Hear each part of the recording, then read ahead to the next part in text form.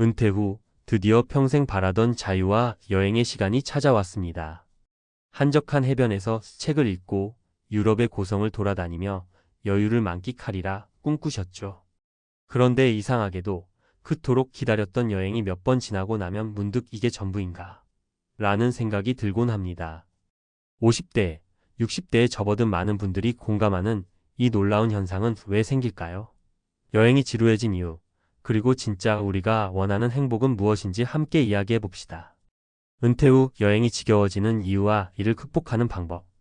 은퇴 후 여행은 많은 분들이 간절히 꿈꾸던 로망 중 하나입니다.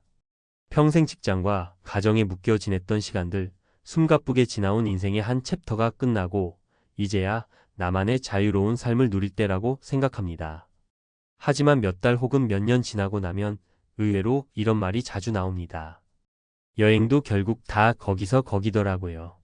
새로운 데를 가도 더 이상 특별한 감흥이 없어요.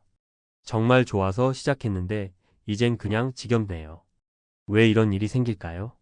이 글에서는 은퇴 후 여행이 지겨워지는 이유와 이를 극복하기 위한 방법을 사례를 통해 알아보겠습니다. 1. 첫 번째 이유 여행의 목표가 단순히 휴식에 머물러 있기 때문. 많은 분들이 여행을 단순히 쉬는 것으로 생각합니다. 물론 휴식은 중요합니다. 하지만 인생에서 중요한 의미를 찾기 위해 시작한 여행이 반복되면 어느 순간 비슷한 루틴에 빠지게 됩니다. 매일 비슷한 호텔, 비슷한 관광지, 비슷한 식사 패턴 속에서 여행 자체가 지루해지는 겁니다. 사례 1 은퇴 후 매달 여행을 다녔던 60대 박 씨의 이야기. 박 씨는 은퇴 후 매달 국내외 여행을 계획하며 남부럽지 않은 삶을 살았습니다. 하지만 1년이 지나자 그는 이런 생각을 했습니다. 어딜 가도 결국 다 비슷한 느낌이에요. 사진만 남지 특별한 기억이 없더라고요. 박 씨는 여행을 멈추고 새로운 목표를 정했습니다. 이제는 여행지에서 봉사활동이나 현지 문화를 깊이 경험할 수 있는 프로그램에 참여합니다. 누군가를 돕거나 현지 사람들과 대화를 나누는 게 제 여행을 다시 특별하게 만들어줬어요. 2. 두 번째 이유 목적 없는 자유가 피로를 만든다. 사람은 생각보다 목적이 없으면 금세 지칩니다. 평생 바쁘게 일하며 살았던 사람일수록 갑작스러운 자유에 당황하게 됩니다. 계획 없이 떠난 여행은 순간의 즐거움을 줄 수 있지만 반복되다 보면 삶의 큰 목표를 잃은 듯한 허탈감을 주기도 합니다. 사례 여행 중 우울감을 느꼈던 50대 김 씨의 이야기. 김 씨는 은퇴 후 이제부터는 나만의 시간이라며 유럽 장기 여행을 떠났습니다. 처음엔 설레었지만 몇 달이 지나면서 점점 공허함을 느꼈습니다. 여행을 하면서 내가 뭘 하고 싶은지 왜 이렇게 지치는지 모르겠더라고요. 이후 김 씨는 여행의 목적을 새롭게 정의했습니다. 저는 사진을 좋아하니까 사진을 테마로 한 여행을 시작했어요. 목표가 생기니 다시 설레더라고요. 김 씨처럼 자신만의 작은 목표를 설정하는 것이 중요합니다. 3. 세 번째 이유 사람과의 연결 부족. 여행은 물리적으로는 이동하지만 감정적으로는 사람들과의 연결이 있어야 더 깊은 만족을 줍니다. 그런데 혼자 떠나는 여행이나 익숙하지 않은 사람들과의 어색한 관계 속에서는 외로움이 느껴질 수 있습니다. 사례 3 친구들과의 여행에서 얻은 깨달음. 은퇴 후 혼자 여행을 떠났던 정 씨는 여행 중 외로움을 크게 느꼈습니다. 낯선 곳에서 혼자 있으면 처음엔 좋았는데 시간이 갈수록 외로움이 밀려오더라고요. 이후 그는 자신과 비슷한 나이대의 친구들과 함께 여행을 다니기 시작했습니다. 여행 중 이야기를 나누고 함께 새로운 추억을 만드는 과정에서 다시 즐거움을 찾게 됐습니다. 혼자가 아니라 누군가와 함께라면 같은 여행도 전혀 다른 경험으로 남더라고요. 해결책 여행을 삶의 일부로 새롭게 정의하기. 여행이 지겨워지는 이유를 극복하기 위해서는 단순히 새로운 곳으로 떠나는 것 이상의 변화가 필요합니다. 1. 여행의 의미를 더하세요. 단순히 보는 여행이 아니라 경험하고 배우는 여행을 만들어 보세요. 현지 문화를 배울 수 있는 워크숍에 참여하거나 한 달 정도 한 도시에서 머물며 현지 생활을 경험해 보는 것도 좋습니다. 2. 작은 목표를 설정하세요. 사진을 찍거나 일기를 쓰거나 그림을 그리거나 자신의 취미를 여행과 결합하면 목적 없는 방황에서 벗어날 수 있습니다. 3. 사람들과의 연결을 찾아보세요.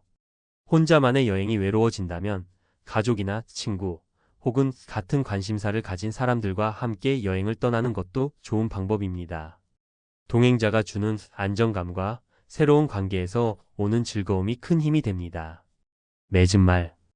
은퇴 후의 여행은 단순히 자유나 즐거움을 찾는 것 이상으로 삶의 또 다른 목표와 의미를 찾아야 오래도록 지치지 않고 즐길 수 있습니다. 지루함이 느껴진다면 자신에게 질문을 던져보세요. 나는 왜 여행을 하는가? 이 여행이 내 삶에 어떤 가치를 주는가? 이 여행은 결국 삶의 축소판입니다. 그 안에서 목적과 연결, 그리고 새로운 경험을 찾을 때 비로소 여행이 진정한 행복을 선사할 것입니다. 은퇴 후 여행의 지겨움, 전문가가 제안하는 해결책. 은퇴 후 꿈꾸던 여행이 지겨워진다는 이야기는 의외로 많은 분들이 공감하는 현실입니다. 처음에는 이제야 나를 위한 시간이 왔구나 라며 설렜던 마음이 몇 달, 혹은 몇 년이 지나면서 공허함으로 바뀌는 이유는 뭘까요? 오늘은 전문가의 시선으로 이 문제를 깊이 파헤치고 여행에 새로운 활력을 불어넣는 방법들을 알아보겠습니다. 여행의 본질 왜 떠나는가를 재정의하라. 여행이란 단순히 장소를 이동하는 것이 아닙니다. 우리가 그토록 기대했던 여행의 본질은 새로운 경험을 통해 삶을 확장하고 자신을 발견하는 데 있습니다. 그런데 많은 분들이 은퇴 후 여행을 일상을 탈출하는 수단으로만 생각하면서 문제의 시작점이 생깁니다. 문제 1, 탈출만으로는 지속적인 만족이 어렵다. 여행이 단순히 쉼이나 휴식에만 초점이 맞춰져 있다면 반복될수록 그 감흥은 점점 줄어듭니다. 예를 들어 평생 직장에서 바쁘게 일하다가 갑자기 시간적 자유를 얻게 되면 처음에는 모든 것이 새롭고 신나 보이지만 이는 일시적인 만족일 뿐입니다. 결국 새로운 자극에만 의존하다 보면 여행도 일상의 연장선처럼 느껴질 수밖에 없습니다. 해결책. 여행의 목적에 의미를 더하라. 자신에게 물어보세요. 나는 왜 여행을 떠나는가? 단순히 쉬기 위한 것이 아니라 자신만의 가치를 발견하고 삶을 풍요롭게 만드는 기회로 삼아야 합니다. 예를 들어 문화유산을 공부하거나 새로운 기술을 배우는 테마 여행, 혹은 자신만의 프로젝트를 결합하는 식으로 여행의 목적을 구체화하세요. 새로운 관점, 경험을 넘어 삶으로 녹여라. 많은 분들이 여행을 특별한 경험으로만 생각합니다. 하지만 여행을 삶의 일부로 바라보면 그 지겨움에서 벗어날 수 있습니다. 문제 2, 특별한 경험만을 줬다가 오는 피로. 특별한 곳에서 특별한 사진을 찍고 특별한 음식을 먹는 것은 처음에는 만족감을 줄 수 있지만 시간이 지나면 이는 피곤함으로 변할 수 있습니다. 결국 모든 여행지가 비슷하게 느껴지고 이제 더 이상 갈 곳이 없다는 허탈감이 생기게 됩니다. 해결책. 현지인의 삶을 경험하라. 단기적인 관광이 아니라 한 도시나 지역에서 오래 머물며 현지인의 삶을 체험해 보세요. 한 달 살기 특정 지역에서 생활하며 현지 문화를 경험하면 새로운 관점이 생깁니다. 봉사활동. 여행지에서 지역사회와 함께하는 활동을 통해 단순한 관광이 아닌 의미 있는 경험을 할 수 있습니다. 사람과의 연결. 혼자에서 함께로. 문제 3, 여행 중 느껴지는 외로움. 은퇴 후 혼자 떠나는 여행은 처음에는 자유로워 보이지만 시간이 지날수록 외로움이 밀려옵니다. 사람과의 연결이 부족할 때 여행의 즐거움은 반감됩니다. 특히 여행지에서의 고독은 일상에서의 외로움보다 더 크게 느껴질 수 있습니다. 해결책. 동반자와 함께하거나 새로운 인연을 만들어라. 가족과 함께하는 여행. 가족과 함께 떠난 여행은 더 깊은 추억을 쌓을 수 있는 기회입니다. 아이들과 손자, 손녀들과의 여행은 새로운 세대와의 소통을 통해 신선한 활력을 불어넣습니다. 여행 동호회 참여. 비슷한 관심사를 가진 사람들과 여행을 다니면 새로운 인연을 맺으며 지루함을 줄일 수 있습니다. 현지인과의 교류. 숙박업소나 체험 프로그램을 통해 현지인들과 직접 교류하면서 여행의 깊이를 더할 수 있습니다. 사례로 보는 은퇴 여행의 전환점. 사례 1, 자신만의 테마를 찾은 60대 여성의 이야기. 이 모 씨는 은퇴 후 전 세계를 여행하며 다양한 문화유산을 방문했습니다. 처음에는 좋았지만 2년쯤 지나자 여행이 단조롭게 느껴지기 시작했습니다. 그러다 우연히 도자기 공예를 배우는 프로그램에 참여하게 되면서 여행의 재미를 새롭게 발견했습니다. 매번 새로운 기술을 배우는 게 제 여행의 테마가 됐어요. 이제는 도자기를 배우기 위해 특정 국가를 방문하는 게 너무 즐겁습니다. 사례 이 가족과 함께하는 여행으로 새로운 시선을 얻은 50대 남성. 박 씨는 은퇴 후 혼자만의 여행을 즐기려 했습니다. 하지만 혼자만의 여행은 예상 외로 외롭고 힘들었습니다. 결국 그는 가족과의 여행을 계획하기 시작했고, 손자들과 함께한 제주도 여행에서 새로운 즐거움을 발견했습니다. 혼자만의 여행과는 다른 느낌이에요. 아이들과 함께하니 똑같은 장소도 다르게 보이더라고요. 사례 3 봉사활동을 통해 얻은 새로운 의미. 은퇴 후 유럽 곳곳을 돌아다녔던 김 씨는 여행이 지겨워질 즈음 현지 봉사활동에 참여했습니다. 그는 한 달 동안 현지 아동센터에서 봉사하며 여행을 하면서 단순한 관광 이상의 감동을 느꼈습니다. 단순히 즐기기 위한 여행이 아니라 다른 사람들에게 도움을 줄 수 있다는 점에서 뿌듯함을 느꼈습니다. 마무리 여행의 의미를 다시 설계하라. 여행은 은퇴 후의 삶을 풍요롭게 만드는 중요한 도구입니다. 하지만 단순한 이동과 새로운 자극에만 의존하면 그 여행은 금세 지겨워질 수 있습니다. 중요한 건 자신만의 여행 목적을 찾고 그 안에 의미를 더하며 사람들과의 연결을 통해 새로운 경험을 만드는 것입니다. 여행은 단지 어디로 가느냐가 아니라 그곳에서 무엇을 하고 누구와 함께 하느냐에 따라 완전히 달라질 수 있습니다. 이제 당신의 은퇴 여행에 새로운 목표와 활력을 불어넣어 보세요. 지겨움은 사라지고 여행은 당신의 삶의 또 다른 멋진 장이 될 것입니다. 여러분, 혹시 은퇴라는 말을 들으면 어떤 기분이 드시나요? 막연한 두려움이나 설렘, 아니면 아쉬움이나 기대감 같은 복합적인 감정이 일어날 수 있죠. 사실 요즘은 은퇴라는 단어 자체가 우리 삶에서 빠르게 현실로 다가오고 있어요. 100세 시대가 되면서 직장에서 물러나는 순간부터 앞으로 살 날이 더 길어질 수 있다는 점이 새삼 크게 느껴지기도 하고요. 예전에는 정년 이후의 삶이라 하면 잠깐의 휴식기 정도로 생각했지만 이제는 제2의 인생을 어떻게 시작할까라는 질문이 훨씬 중요해졌습니다. 특히 대기업에서 30년, 40년 가까이 일하셨던 분들이라면 은퇴 후의 인생 설계가 더욱 쉽지 않을 거예요. 한 회사에 오랜 시간 몸담으며 쌓아온 사회적 지위와 안정감, 그리고 익숙한 인간관계 속에서 살다가 이제 전혀 다른 무대에서 나 자신을 새롭게 증명해야 하니까요. 예전에는 관리직이라는 타이틀에 따라오는 권위가 있었지만 은퇴 후에는 다시 나 자체로 세상에 서 있어야 합니다. 오늘은 삼성맨에서 택시기사로 30년 경력 끝에 내린 새 선택이라는 제목처럼 대기업에서 30년 가까이 일하고 나서 택시 운전기사로 일하게 된 이야기를 중점적으로 공유해 볼까 해요. 이 이야기는 단지 특정 개인이 선택한 직업 전환 스토리를 말하는 것이 아니라 한평생 회사원으로 살아온 누군가가 어떻게 은퇴를 준비했고 또 어떤 마음으로 제2의 직업을 선택했는지에 대한 작은 사례가 될 수 있을 것 같습니다. 그러면 구체적으로 은퇴 이후에 택시기사를 선택한 이유부터 실제 현장에서 느끼는 감정, 그리고 앞으로의 삶을 어떻게 바라보게 되었는지까지 구어체로 풀어내 볼게요. 참고로 비슷한 고민을 하고 계신 분들을 위해 실제 사례와 조언도 3가지 정도 섞어서 말씀드리겠습니다. 1. 은퇴하고 뭐하지? 혼란스러운 시기, 갑자기 찾아온 선택지. 회사에서 30년이면 정말 내 인생 대부분을 한 공간에 바친 셈이잖아요.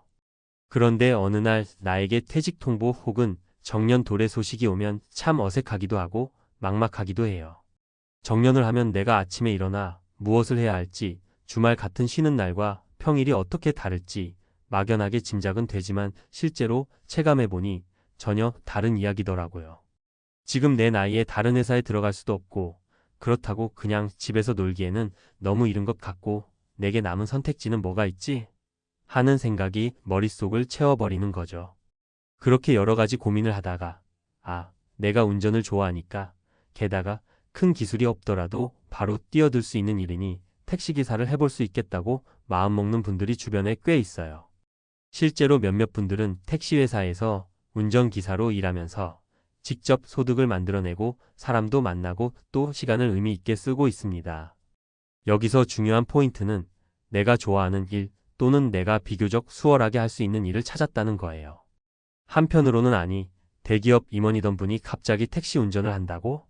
라고 생각할 수도 있지만 막상 본인은 크게 개의치 않을 때가 많아요.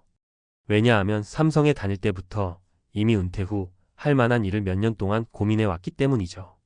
어떤 일을 하면 내가 즐겁게 그리고 현실적인 소득을 챙기면서 살 수 있을까를 깊이 생각하다 보면 의외로 택시기사나 버스기사 혹은 다른 운전 분야가 꽤 매력적이라는 걸 알게 된다고 해요.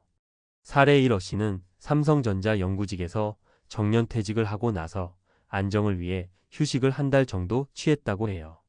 그런데 집에만 있으니 너무 답답했고 바로 무언가를 하고 싶어졌다고 합니다.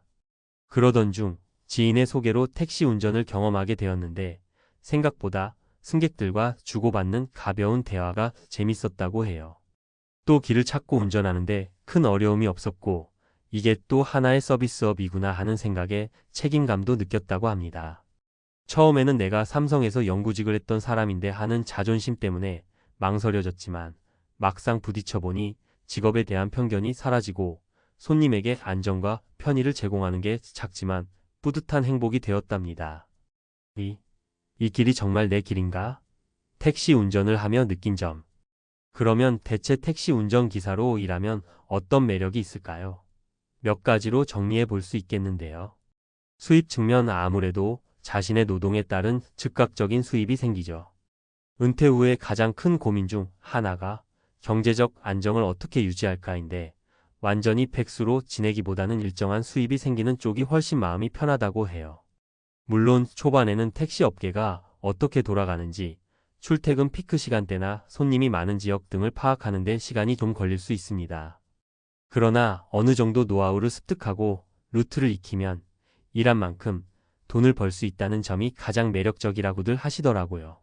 사회적 관계 유지 또 택시기사로 일하면 하루에도 수십, 수백 명의 승객을 만나게 되잖아요. 물론 짧은 만남이긴 하지만 매번 다른 사람을 만나다 보니 세상이 이렇게 돌아가는구나.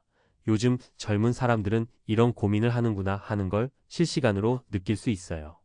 오랜 회사 생활로 지쳤던 사람과의 관계가 이제는 오히려 신선함과 즐거움이 될 수도 있다는 거죠. 그리고 가끔은 같은 길을 자주 이용하는 단골 손님을 만들기도 해서 혼자가 아니라는 느낌을 받기도 해요.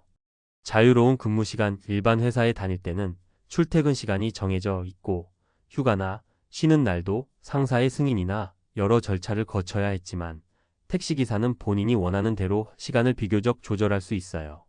물론 일정 기준 이상의 근무는 필요하지만 밤에 일하고 싶으면 밤에, 낮에 일하고 싶으면 낮에 일할 수 있는 시기죠. 몸이 조금 피곤하면 휴식을 더 길게 가질 수 있고요. 이는 은퇴 후에 내 건강 상태나 라이프 스타일에 맞춰 일할 수 있다는 중요한 장점이 됩니다. 사례 2 B씨는 삼성 SDI에서 25년 동안 근무하고 나서 퇴직금을 받아 소규모 창업을 고민했지만 적잖은 투자금과 부담 때문에 선뜻 시작하기가 어려웠다고 해요. 그런데 택시 운전을 생각해보니 상대적으로 초기 투자 비용이 적고 당장의 캐시플로우도 확보 가능하다는 점이 매력적으로 다가왔답니다. 주말에는 손주들을 보러 가고 싶고 평일 아침부터 저녁까지 일하면 되지 않을까? 라는 생각으로 시작했는데 실제로 그렇게 운행 스케줄을 짰더니 퇴직 전보다 오히려 자유로운 삶을 살고 있다는 거예요. 이제는 오늘도 일이 있는 게 감사하고 또 이 일이 내 건강에도 무리가 되지 않아 좋다라며 만족해 하신다고 합니다. 3. 택시가 전부는 아니지만 나에게 맞는 일이 될 수 있구나. 앞으로의 설계와 조언. 물론 택시 운전이 모든 이에게 맞는 해법은 아니에요. 오래 앉아서 운전해야 한다 보니 허리나 무릎 건강이 좋지 않은 분들께는 부담이 될 수 있고 수입 역시 개인별로 편차가 클 수 있죠. 게다가 이 직업도 나름의 스트레스가 있을 수 있어요. 교통체증이나 까다로운 승객을 만나면 마음고생이 생길 수도 있고요. 그럼에도 불구하고 택시 운전을 제2의 직업으로 고려하는 분들은 공통적으로 적극성과 인간관계에서의 긍정성을 보여주십니다. 왜냐하면 나는 이제 끝났어가 아니라 조금 다른 방식으로 사회에 기여할 수 있지 않을까? 라는 도전 정신이 있기 때문이에요. 또한 택시나 버스 기사는 단순히 운전만 하는 게 아니라 사람을 안전하게 원하는 목적지까지 데려다주는 소통과 서비스의 역할도 크니까요. 사례 3CC는 삼성생명에서 영업직으로 일하다가 퇴직 후 같은 보험업계에 재취업을 시도했는데 나이가 걸림돌이 돼서 번번이 실패했습니다. 그때 우연히 노인 일자리 박람회에서 택시 운전 자격증 관련 정보를 접하고 거참 나도 운전 잘하니 해볼 만하겠다 싶어서 도전하셨다고 해요. 처음에는 엉성한 길 안내와 낯선 카카오티 시스템에 헤매기도 했지만 워낙 영업 마인드가 탄탄해서인지 금방 적응해내셨죠. 그분께서 하신 말씀이 운전만 하는 게 아니라 승객들과 부드럽게 얘기도 나누고 단골을 만드는 것도 내 영업 노하우와 비슷하더라라고 하시더라고요. 결국 자기가 갖고 있는 장점을 살려 은퇴 후에도 즐겁게 일하며 소득을 올리는 셈입니다. 결국 은퇴 후에는 내가 정말 무엇을 잘하고 무엇을 좋아하며 어디서 보람을 찾는가? 라는 본질적인 질문을 던져봐야 합니다. 회사 생활을 오래 했다고 해서 무조건 사무직 일을 찾을 필요는 없어요.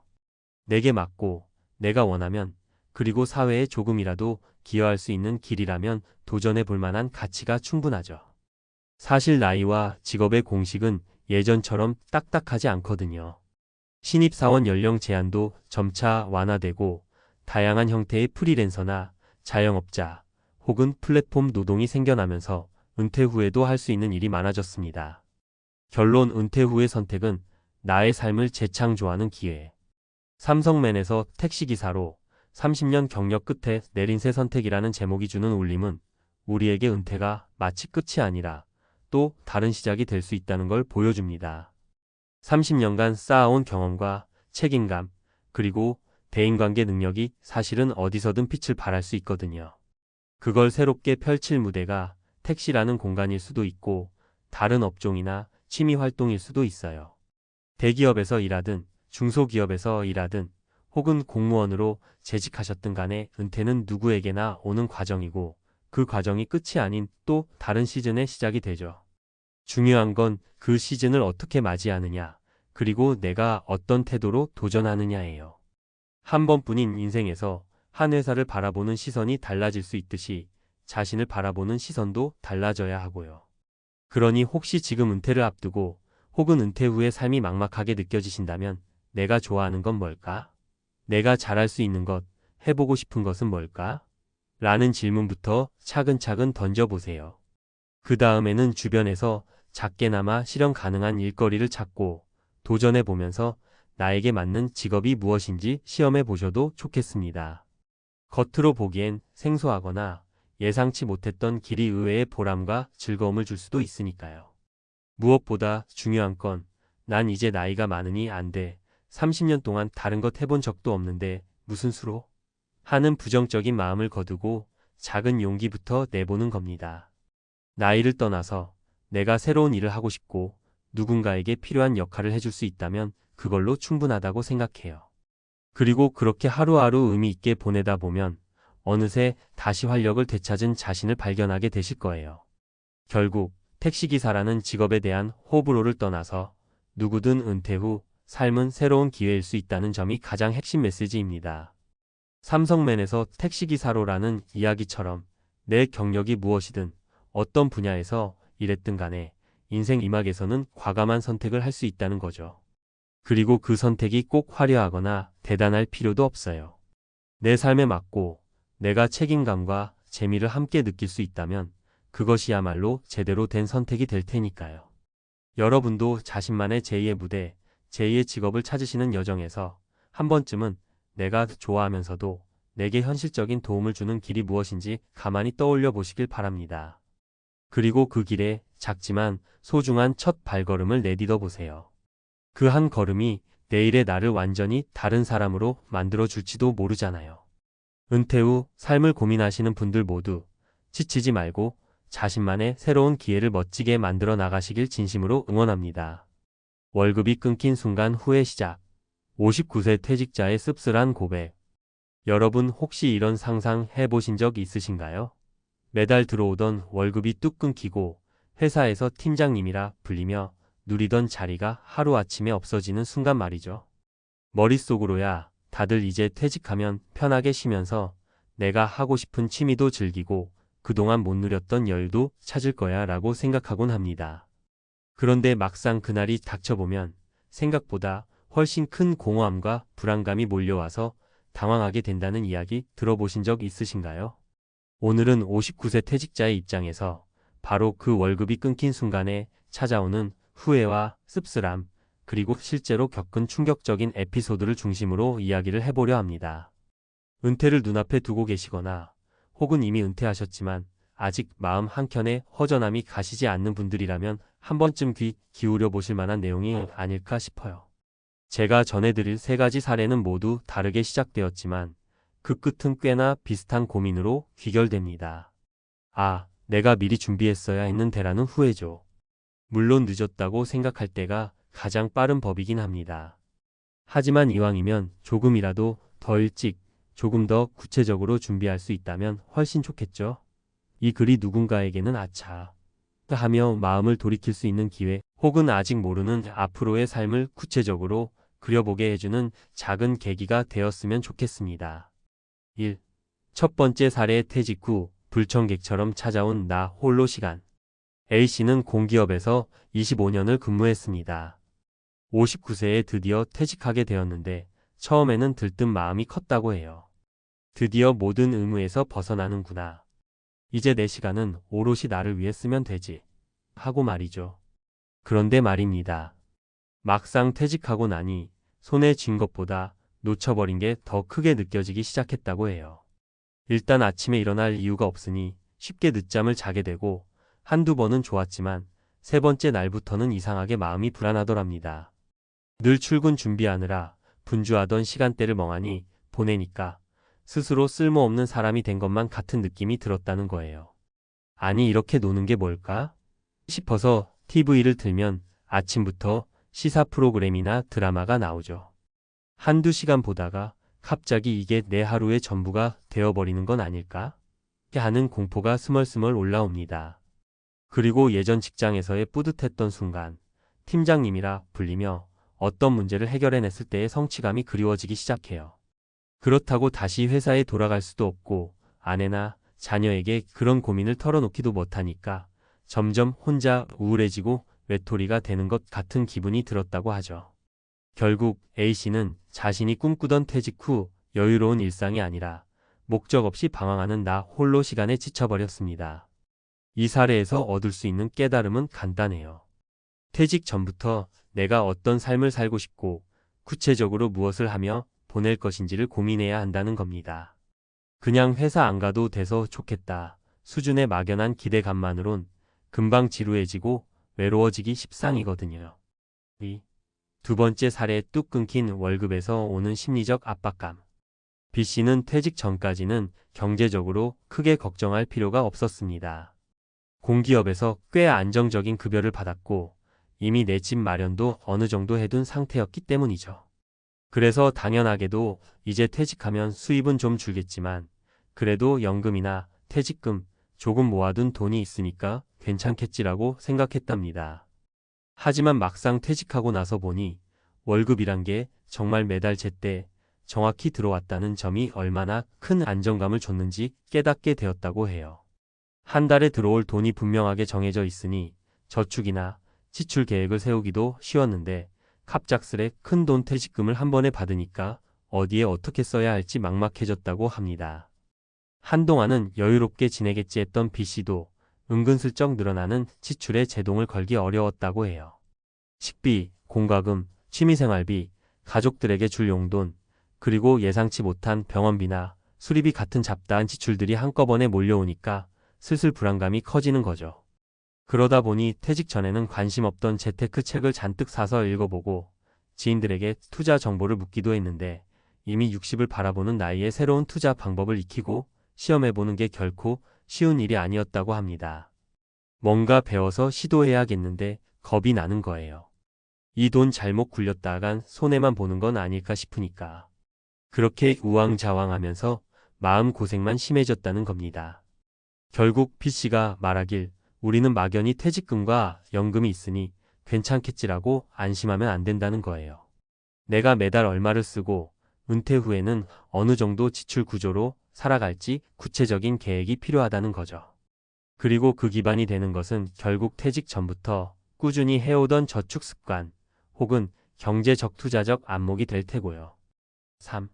세 번째 사례, 인간관계의 소외감과 재취업의 벽. C씨는 평소 사교성이 좋다고 소문이 나 있었고 직장 동료들과도 꽤나 친밀한 관계를 유지했었습니다. 그래서 퇴직 후에도 당연히 연락하고 지내겠거니 생각했는데 현실은 냉담했어요. 그전에는 매일 사무실에서 보면서 커피 한 잔 나누고 퇴근 후에 한잔하며 이야기 나눴던 사이였지만 막상 퇴직을 하니 회사 정보나 업무 이야기에서 소외되는 느낌을 받았다네요. 예전에는 회식이든 프로젝트든 뭐든 빠짐없이 참여하고 부하 직원부터 다른 부서 사람들까지 함께하며 관계를 쌓아왔는데 이제는 그 모임에 자연스럽게 끼기 어려운 겁니다. 본인은 퇴직자니까 불러주면 민폐일까 싶어서 망설이고 현직에 있는 사람들은 퇴직하셨는데 바쁘실 텐데 괜히 불러서 신세만 지는 건 아닐까 하는 고민을 하면서 결국 연락이 점점 줄어들죠. 그래도 C씨는 워낙 성격이 좋으니 여기서 멈추지 않고 재취업을 시도했습니다.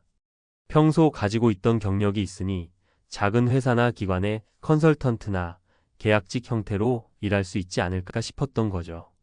그런데 막상 이렇게 알아보니 나이가 60을 눈앞에 둔 사람을 정규직으로 받아주는 곳은 많지 않았고 프리랜서 일감도 생각처럼 많지 않았다네요. 조금만 일하면 될 줄 알았는데 하던 단순한 기대가 산산조각 났다고 합니다. 결국 C씨는 적지 않은 시간을 내가 쓸모가 없는 인간이 된 건가 하고 자책하며 보내야 했습니다. 인간관계도 예전만 못하고 일자리 찾기도 쉽지 않았던 거죠. 그래서 그는 퇴직 전에 미리 준비해야 할 가장 큰 과제 중 하나가 새로운 네트워크라고 말합니다. 조직에서 자연스럽게 형성된 관계는 언젠가 사라질 수밖에 없으니 내가 별도로 구축해둔 공동체나 동호회 혹은 전문 분야 네트워크가 있어야 은퇴 후 삶이 좀 더 풍요로워진다는 거죠. 은퇴 후 삶을 좀 더 건강하게 보내기 위해 필요한 것들. 위 사례들을 통해 볼 수 있듯이 퇴직 후에는 회사가 주던 직책과 월급이라는 울타리가 동시에 사라집니다. 그리고 그 울타리는 생각보다 우리 삶의 많은 부분을 지탱해주고 있었다는 사실을 뒤늦게 깨닫게 되는 거죠. 그렇다면 도대체 어떻게 해야 조금이라도 충격을 덜 받고 후회 대신 이제부터 새로운 인생 이막을 열어보자 라는 긍정적인 태도로 바꿔나갈 수 있을까요?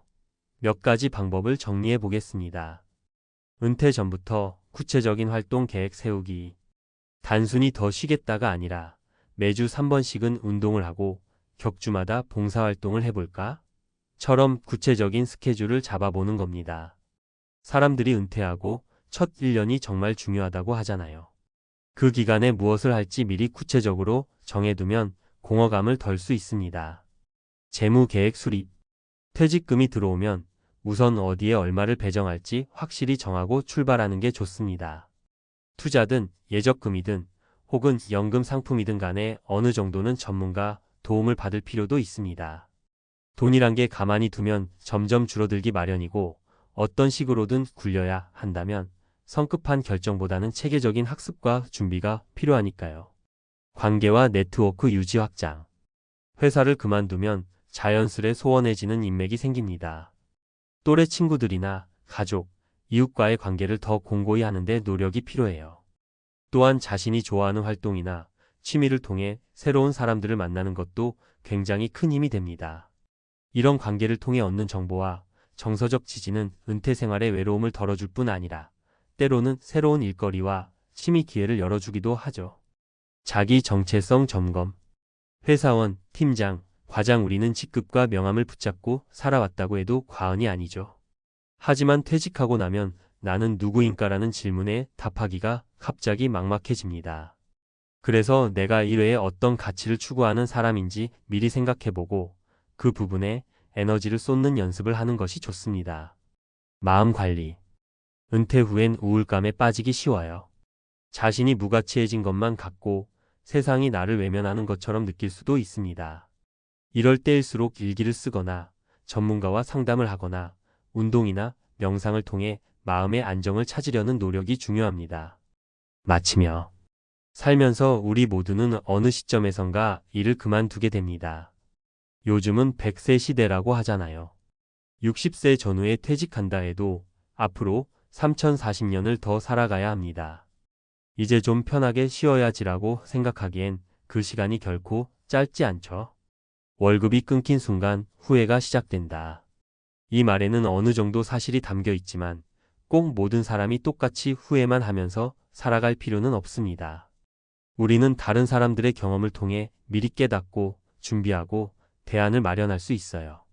은퇴가 삶의 끝이 아니라 새로운 시작일 수 있다는 걸 잊지 않았으면 좋겠습니다. 사례로 들었던 A씨, B씨, C씨 모두 시간이 좀 지나서야 각자의 길을 조금씩 찾아 나갔다고 해요.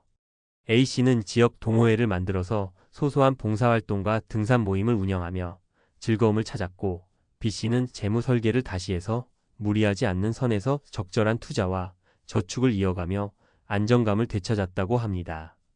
그리고 C씨는 전문성을 살려 동네 주민센터나 중소기업 컨설팅으로 일을 시작해 이제는 오히려 전보다 더 자유롭고 보람찬 생활을 하고 있다고 하네요.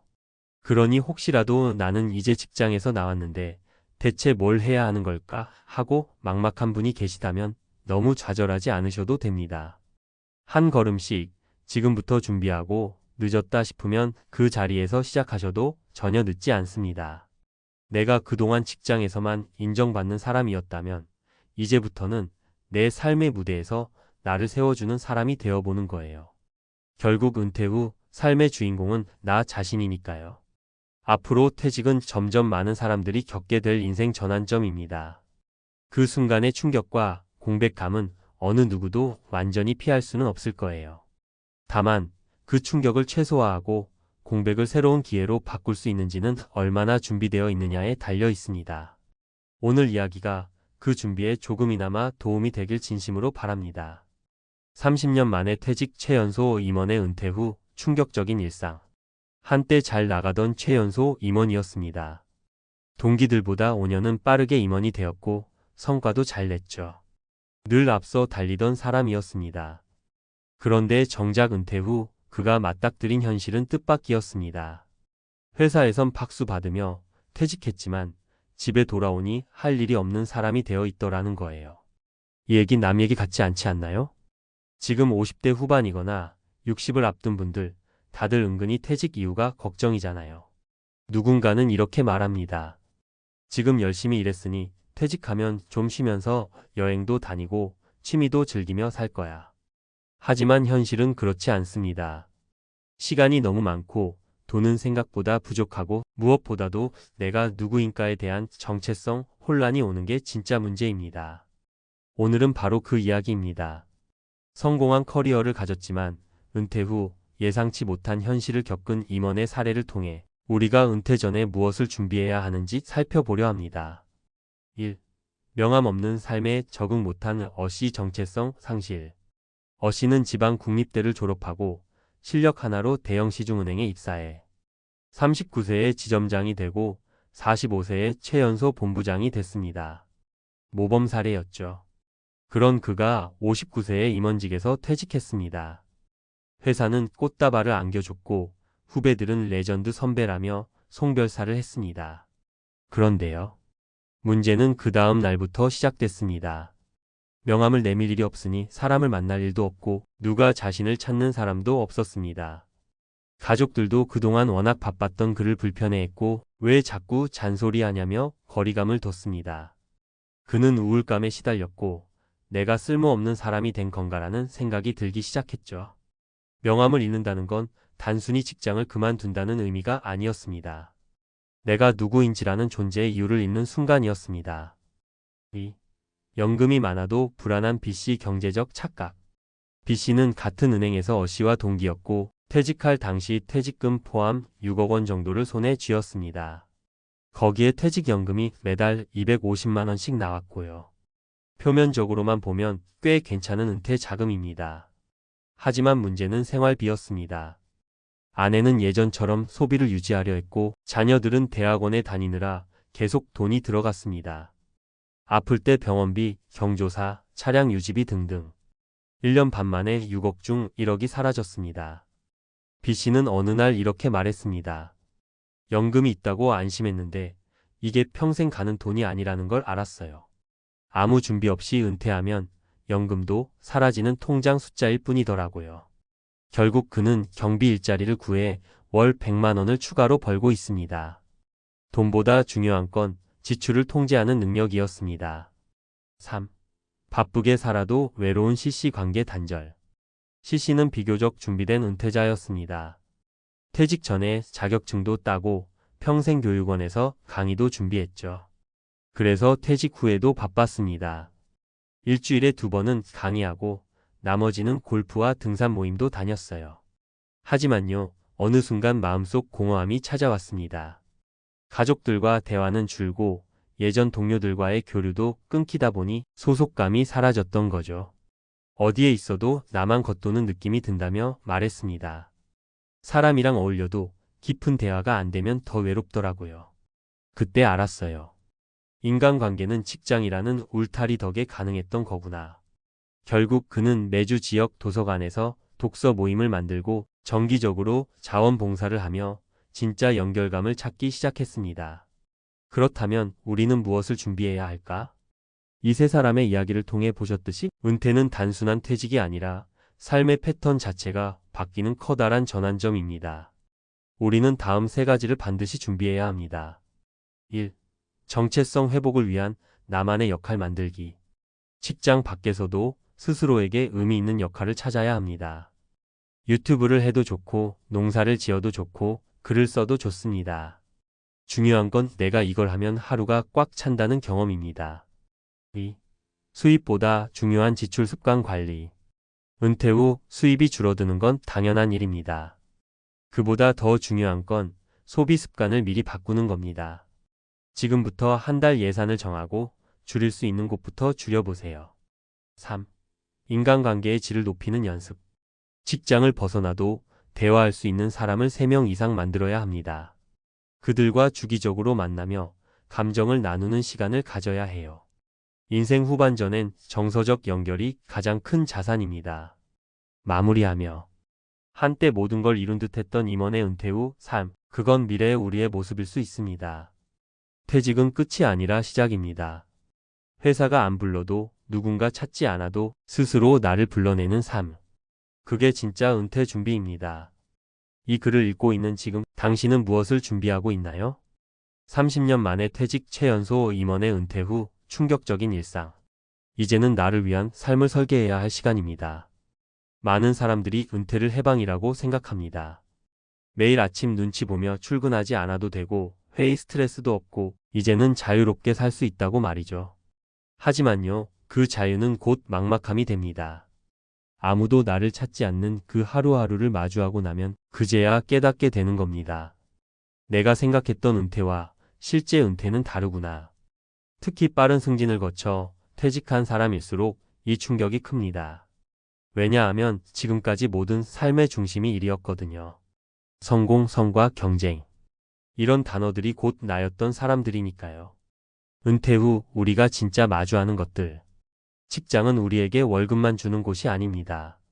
시간표도 짜주고 인간관계도 연결해주고 존재 이유도 부여해주는 곳이죠. 그런 직장을 떠나는 순간 삶의 구조가 송두리째 바뀝니다. 그리고 그 공백을 채울 준비가 안 되어 있으면 이제 뭘 하지? 라는 물음 앞에 우두커니 서게 되는 거예요. 아침에 일어나 할 일이 없고 누구와도 약속이 없고 오히려 가족들에게는 눈치만 보이게 되고 이런 상황은 의외로 많은 은퇴자들이 겪고 있는 현실입니다. 무엇을 준비해야 덜 흔들릴까? 은퇴는 끝이 아니라 재설계의 시작입니다. 그리고 그 재설계에는 3가지 기둥이 필요해요. 첫째, 돈보다 습관입니다. 많은 분들이 퇴직 후에도 연금이 있으니까 괜찮아라고 생각합니다. 하지만 돈은 흐름이지 저장이 아닙니다. 꾸준히 나가는 지출을 통제하지 못하면 어떤 연금도 바닥납니다. 예전의 B씨처럼 매달 250만 원씩 나오는 연금을 받는다고 해도 식비, 보험료, 병원비, 자녀 지원, 경조사비 등등. 이 정도는 괜찮겠지 하는 소비가 쌓이면 금세 구멍납니다. 그래서 은퇴 전에 가장 먼저 해야 할 건 생활비 점검과 소비 습관 조정입니다. 지금부터 은퇴 후 버전으로 소비를 연습해 보세요. 예산표를 만들고 불필요한 소비를 정리해보는 겁니다. 그 작은 습관 하나가 10년, 20년 후의 생존을 좌우합니다. 둘째, 명함 없이도 나를 소개할 수 있는 삶을 준비하세요. 어시처럼 오랫동안 직책자였던 분들은 명함이 사라지면 나 자신을 설명할 언어가 사라집니다. 그럴 때 필요한 건 직장 바깥에 나를 키워두는 것입니다. 퇴직 후 나는 누구인가라는 질문이 곧 현실이 됩니다. 그래서 지금부터라도 나만의 영역, 나만의 프로젝트를 준비해야 해요. 작은 텃밭을 일구며 유튜브로 기록해보는 것도 좋고, 독서 모임을 열어 지적인 삶을 이어가는 것도 좋고, 동네의 작은 강사로 활동하며 전문성을 나누는 것도 좋습니다. 회사 없이도 나는 여전히 의미 있는 사람이다. 이 확신을 갖는 게 은퇴 후 가장 큰 자산입니다. 셋째, 진짜 친구를 남겨야 합니다. CC처럼 활동은 많은데 마음은 외로운 분들 많습니다. 그건 형식적 관계만 있고 정서적 관계는 없어서 그래요. 직장에서는 다양한 사람과 어울렸지만 그 관계는 일이라는 틀 안에서만 유지되던 것들이었죠. 퇴직하고 나니 연락할 사람도 진짜 고민을 나눌 사람도 사라지는 겁니다. 그래서 은퇴 후엔 깊은 관계를 다시 만들어야 합니다. 이해받고 공감받고 나눌 수 있는 사람 23명만 있어도 충분합니다. 동호회, 자원봉사, 마을활동 어떤 방식이든 괜찮아요. 중요한 건 나도 연결돼 있다는 느낌을 유지하는 겁니다. 마무리하며 은퇴는 설계해야 행복해집니다. 최연소 임원이었든 평범한 직장인이었든 퇴직 후 삶의 본질은 똑같습니다. 누군가의 직원이 아닌 나 자신으로서 살아가는 삶을 준비해야 하는 시기인 거죠. 이제 남은 건 한 가지입니다. 당신은 은퇴 후에도 살아갈 자신이 있으신가요? 지금부터라도 너무 늦지 않았습니다. 돈, 역할, 관계 이 세 가지를 조용히 점검해 보세요. 그리고 은퇴 후의 삶을 진짜 내 삶으로 만들어 가시길 바랍니다.